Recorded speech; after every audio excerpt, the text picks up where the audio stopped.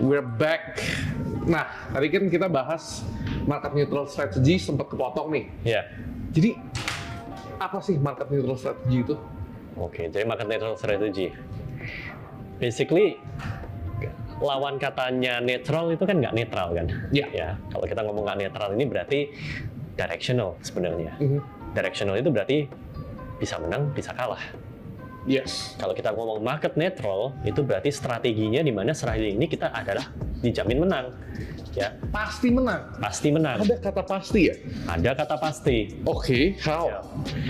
Ya, ada banyak cara ya. Misalnya, market neutral strategy di DeFi yang paling sederhana itu misalnya kita menjadi supplier di borrow lending misalnya. Supplier di borrow lending. Jadi Iya. kita Memberi pinjaman.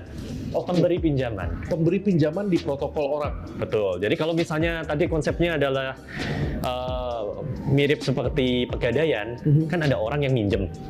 Ada orang yang harus memberikan pinjaman dong. Betul. Ya udah, kita jadi pemberi pinjamannya aja. Oh bisa ya begitu ya? Bisa. Itu ada pemberi pinjaman. Salah satu, ini by the Yeah. way not financial advice, everything you hear in this podcast, tolong do your own research, nggak ada ajakan jual atau beli, Yeah. we don't want to get in any trouble. Yeah. Ini benar-benar cuman Yeah. education, entertainment. Yes. Kalau misalkan gue pengen coba nih untuk menjadi seseorang yang memberikan pinjaman, salah satu protokol yang kalian bisa mungkin Yeah. reliably pakai lately apa? Ya, mungkin yang dua terbesar, the big two, itu compound finance, dan AAV. Itu dua itu sudah yang bisa dibilang the OG lah. Ya, itu total value lock-nya itu udah, I think both of them together bisa 7-8 million lah. 7-8 billion dollar sendiri. Kenapa total value lock TVL itu penting? Itu penting karena itu menunjukkan seberapa banyak penggunaannya, ya, likuiditasnya seberapa besar, dan kepercayaan orang dunia terhadap protokol itu seberapa bagus gitu. Dan itu juga sebenarnya menunjukkan kenapa ya, semakin besar TVL, rate-nya pun bisa semakin bagus. Semakin besar TVL, rate-nya semakin bagus. Betul, Kok apalagi bisa begitu ya? Apalagi kalau suppliernya lebih besar. Karena ini kan supply demand lagi. Semakin banyak supplier, semakin banyak pemberi pinjaman, orang yang meminjam itu semakin murah biaya pinjamannya. Oh, menguntungkan peminjam. Menguntungkan peminjam, ya kan? Tapi yang meminjamkan sebenarnya sedikit lebih rugi. Betul. Well, bukan sedikit lebih rugi, tapi yang didapat pasti jadi lebih rendah, ya kan? Karena saingannya banyak. Ya. Oke. Nah, di sini konsepnya, lu mau aman atau lu mau cuan. Nah, jadi sebenarnya sama juga kan kalau trading, ya kan? Itu kan ada yang mau trading yang aman atau mau yang risiko. Kalau mau yang aman, tradinglah Bitcoin. Kalau mau yang risiko, Smaller market cap. ya apapun itu, ya Iya. kan? Iya. Apapun itu, apapun hewannya.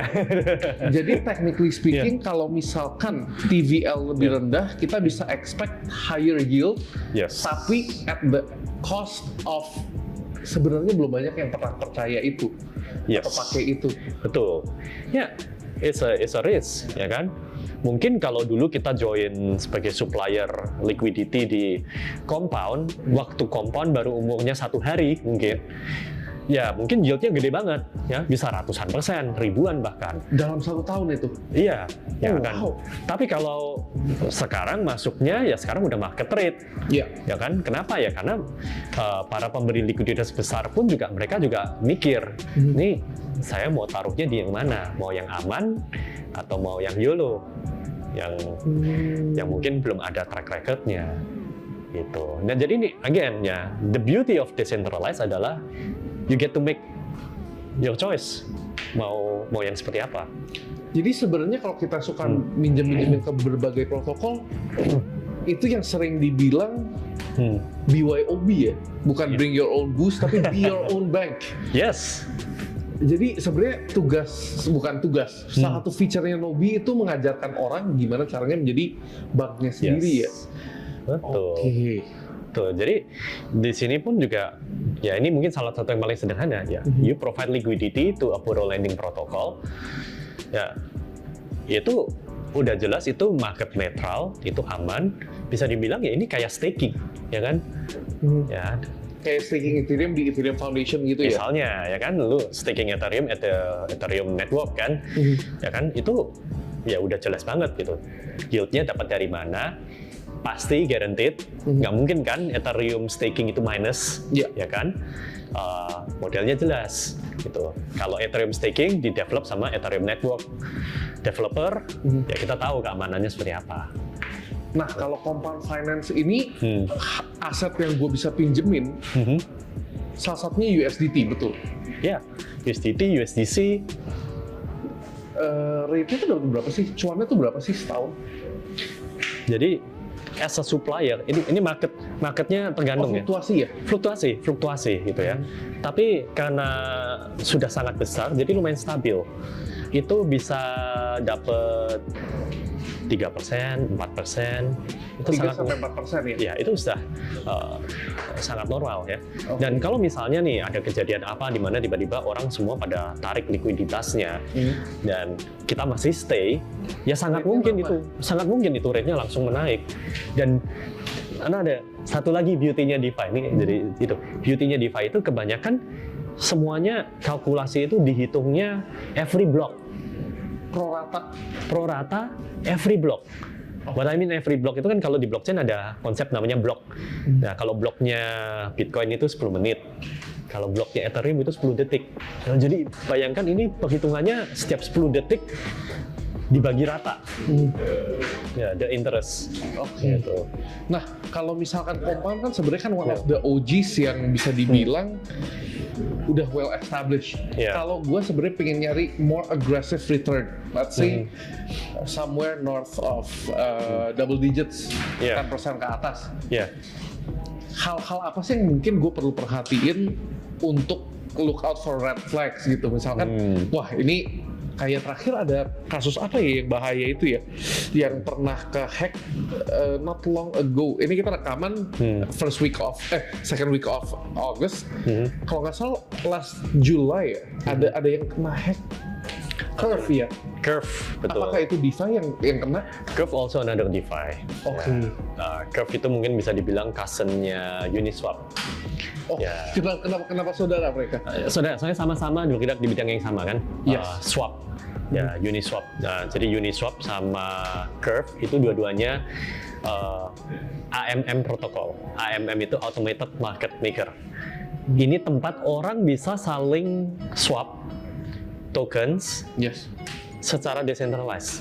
Ya, jadi nggak ada tuh kayak ibaratnya nggak ada bursanya, nggak ada market makernya yang kemudian memainkan harga, nggak. Di sini semua sama. Nah, ini sama lagi nih, gitu. Kalau di Curve sama di Uniswap, kita bisa jadi namanya liquidity provider juga. Liquidity provider ini basically supaya orang-orang kalau mau tukeran token, ada barangnya ada. Kita yang memberikan. Nah, setiap transaksi itu terjadi, setiap kali ada swap, itu kita dapat fee. Fee-nya diberikan kepada siapa ya? Kepada para LP-nya ini. Gitu. Nah, ini kalau misalnya kita mau bilang, oh ada nggak cara untuk kita main market netral, tapi bisa dapat yield yang lumayan, ya ini salah satunya juga. Jadi LP di swap protokol seperti Uniswap atau Curve gitu. Problemnya tadi mungkin pertanyaannya kan, oke, bisa dapat yield yang lumayan tuh di situ. Tapi gimana caranya bisa kita tahu itu yang aman apa enggak segala macam. Ya satu track record ya. Curve mungkin sebenarnya track recordnya bagus ya gitu. Cuman kemarin mereka I wouldn't say kena hack ya, tapi mereka ada yang kena hack. Jadi mereka kena waktu itu ada bug di kontraknya mereka karena mereka dulu develop smart contract-nya ini pakai teknologi yang lama karena mereka lama kan, pemain lama. Programming language-nya ya? Programming language-nya ini yang lama. Nah, being one of the older player, ternyata ada beberapa pool yang mereka yang belum di-upgrade. Gitu. Makanya yang kena juga nggak semua pool, yang kena cuma 4 pool kalau nggak salah di Curve. Iya. Nah 4 poolnya ini yang kemudian kena exploit, dananya dikuras. Gitu. Tapi itu pun ternyata as of kemarin kayaknya udah 70-80% dikembalikan.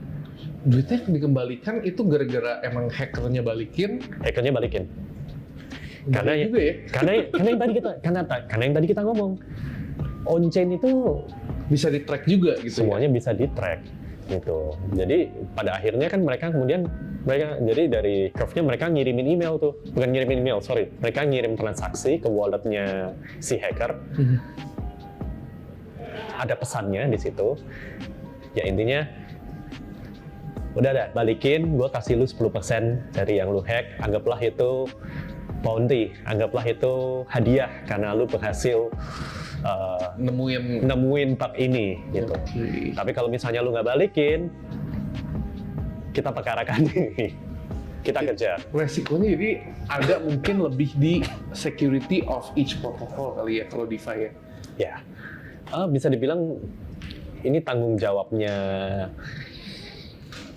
semua pelaku DeFi, including us. Iya.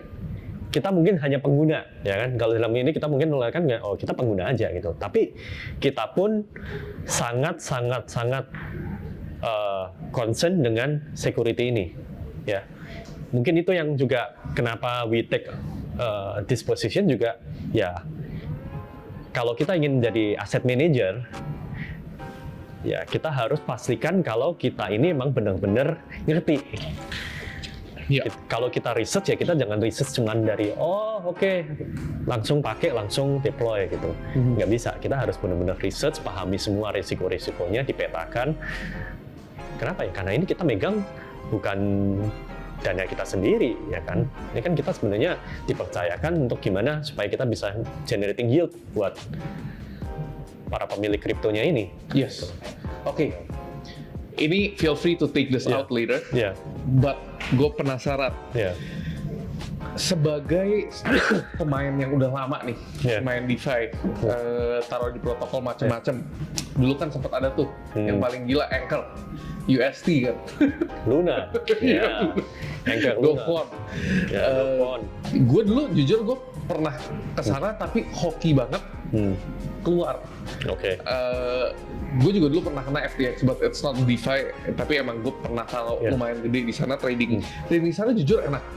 Gue bukan apa-apa, cuman sebagai retail user FTX, I enjoy it. Yes. Nggak ada lag, nggak ada apa-apa. Padahal di platform lain liquidity kadang-kadang jelek. Ternyata baru tahu kan abis FTX jebol, itu semua fake. It's fake trading, soalnya duit gue nanti mainin sama Alameda. Have you ever experienced atau pernah kena nggak sih protokol yang tiba-tiba kayak Curve kemarin jebol gitu? As a company nggak. Oke. As an individual. As an individual, wah ini battle scars bro. Ya, mungkin banyak lah. Mungkin dari yang kalau kita ngomong centralized, I was one of Mt. Gox victim. Yang 2014. 2014. Itu ya itu bittersweet experience. Iya. Ya. Bukan bittersweet sih, bitter experience ya. Yang nggak ada sweetnya salah dipikir-pikir. Sweetnya sekarang udah dibalikin belum sih? Belum. Jadi itu juga salah satu kasus besar pertama kan. Yes. Makanya cara penanganannya juga ya mungkin salah semua kan. Makanya sampai sekarang berlarut-larut gitu ya. Dan kalau kita lihat FTX sekarang progressionnya cukup cepat kan. Ya. Wah, FTX sih tapi jujur sadis caranya. Mereka sekarang lagi buat FTX 2.0 di mana past users from international clients bisa claim your lost money. Yes. But I'm not excited to kayak gue udah relain lah. Jujur aja. I have around more than 3 Bitcoin di sana pas untuk trading, padahal tuh balance apa ya? Balance trading biasa, cuman still at that time it was quite a lot of money yang pas FTX went down, gue gak bisa tarik, itu parah lah, benar-benar tuh berasa gitu loh, yang kayak I almost left to be honest. Gue udah hampir kayak I'm done with crypto. Tapi kalau misalkan di DeFi, how can you avoid kena sama yang begitu sih, the Yeah. bad actors? Ya, jadi resikonya beda. Ya, mungkin kalau kita lihat dengan downfall-nya FTX, itu problemnya bukan kena hack kan itu. Betul, itu Yes. bad actor. Itu problemnya bad actor. Kenapa? Soalnya nggak ada transparansi sama sekali, Yes. ya kan? Dan sebelum adanya FTX nggak ada itu proof of reserve, Yes. ya kan? We somehow believe it. Kita somehow percaya pada waktu itu nggak ada tuh proof of reserve. Dan pada saat itu juga on-chain pun juga analisanya belum secanggih sekarang. Yes. Ya kan, gara-gara FTX itu ya mungkin the good things ya, gara-gara FTX tiba-tiba proof of reserve itu jadi sesuatu yang lumayan normatif. Lalu orang-orang juga bikin tools yang sekarang, wah kalau misalnya ada exchange yang walletnya banyak keluar, langsung ada warning di mana-mana gitu. Jadi semua orang mengamati gitu, dan itu jadi bikin ya ada check and balance ya. Orang jadi tahu kalau emang ya kayak ginian ini butuh transparency. It helps mature the crypto market. Mature lah the crypto market. Yeah. Nah, kalau di DeFi gimana? DeFi never had any problem with that. Karena DeFi itu selalu transparan. Yes. Semua orang bisa lihat smart contract-nya gimana, di codingnya seperti apa, aturannya, orangnya ngomongnya A, mereka lihat di codingannya, kok ngomongnya B, itu udah langsung tuh sama netizen langsung dihajar tuh, langsung ketahuan gitu. Problemnya adalah ya biasanya ya bad coding, programmingnya language-nya lama lah, atau ada mungkin human error, ya banyak faktor seperti itu ya. Nah, sebenarnya DeFi kan one of the biggest entry barrier tuh sebenarnya orang takut dengar kata DeFi itu. It seems as if it's very complex. Ya. Apakah orang yang sebenarnya nggak ngerti coding atau bahasa yang dipakai di smart contract tersebut should stay away from DeFi because you're a programmer yourself, jadi you can read a smart contract. What solution would you propose to someone yang wah, gue nggak bisa baca smart contract, apa gue stay away aja? Jangan gitu. Maksudnya pada akhirnya kan juga sebenarnya sama ya. Ini mungkin kontroversial, tapi I don't believe in full 100% decentralization. Ya, I think itu utopia. Yeah. Tidak mungkin terjadi. At some degree, we need to trust someone. Ya kan? Jadi misalnya orang bilang kalau mau aman pakai wallet hardware. Yes. Right? Kita pakai hardware wallet, Ledger, kan? That's not decentralized. Iya. Technically speaking ya. Iya, tetap aja. Berarti waktu kita pegang itu hardware, USB-nya itu, hardware-nya itu kan, we trust kalau yang bikin ini nih bener, ya kan? Ya sama halnya, kalau DeFi juga sama. DeFi ada standarnya juga, ada smart contract auditornya yang itu diaudit periodically, gitu. Itu harus terjadi. Soalnya kalau enggak, ya susah gitu. Can I read it? Maybe. Ya. Tapi untuk benar-benar memastikan kalau ini smart contract-nya ini benar, bulletproof, aman, ya itu butuh profesional lah.